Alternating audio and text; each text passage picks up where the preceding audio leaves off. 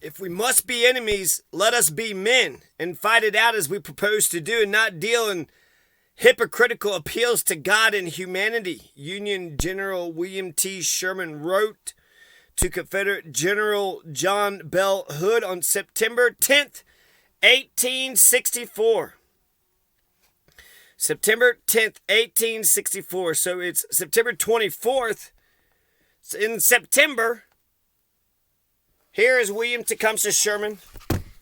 William Tecumseh Sherman, famous for his march to the sea, to Savannah, Georgia. William Tecumseh Sherman. He's a badass motherfucker. His dates are 1820 to 1891. 1820 to 1891, so he lived to be 71 years young. Fighting it out was what Sherman had proceeded to do. William Tecumseh Sherman. I remember Miss Clinkenbeard in the 8th grade, my English teacher, had us all write like a diary, and we got to have the setting. And for some reason, I'm right there with William Tecumseh Sherman in my march to Savannah, Georgia. We were just skipping with glee, la la la la la la la.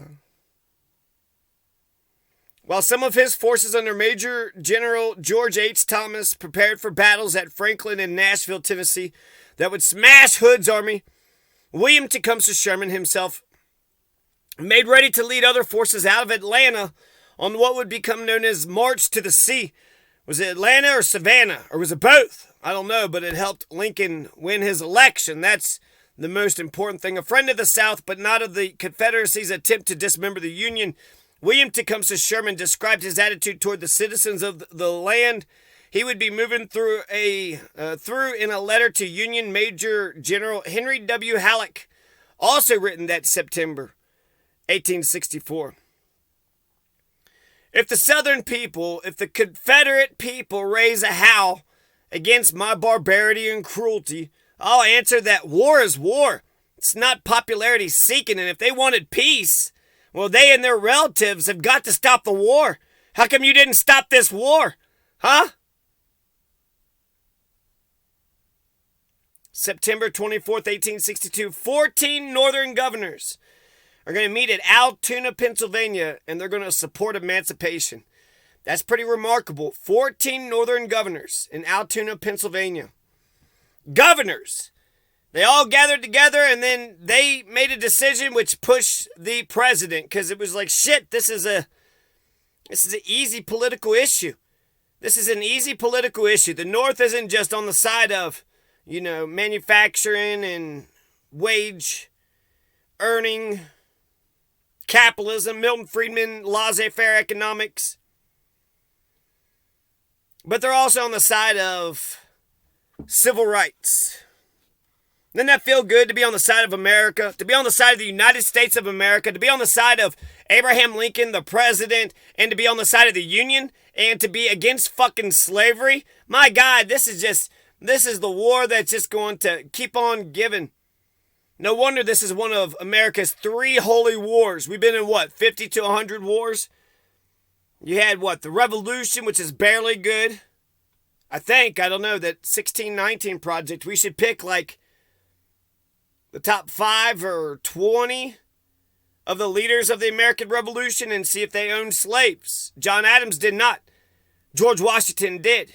So, was it about slavery? If so, then we only got 2 holy wars. World War II and the Civil War. Could you imagine, not only during that time, being on the wrong side, but could you imagine being still today on the wrong side? Motherfucking people who support the Confederacy, they can't tell me one good thing about the Confederacy. Because you're a white supremacist, low-life, degenerate pile of shit?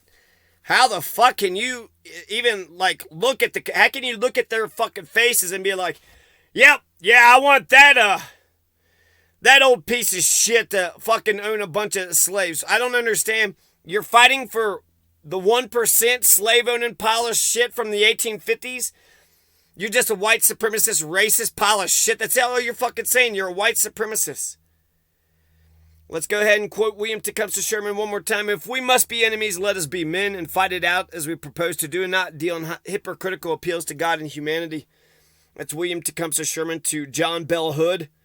And then he also wrote to Union Major General Henry Halleck, and he said, if the people raise a howl against my barbarity and cruelty, I'll answer that war is war and not popularity seeking. If they want peace, they and their relatives must stop the war. That's why I love Willis Russell, Abraham Lincoln, Muhammad Ali. You got to be a badass motherfucker in order to... You got a lot of, bullshit, but you got a lot of cool countercurrents too.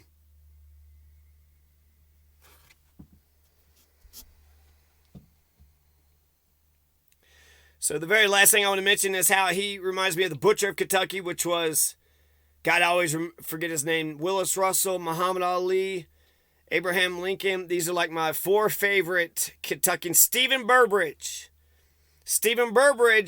they were sitting there killing innocent civilians. The Confederates were, and we had Confederate prisoners of war, us Americans who's, in favor of the Union, in favor of not being a piece of shit racist and wanting to, what a bunch of lazy motherfucking racists. You want black people to do your work for you, or you just want to feel superior to somebody? Is that it?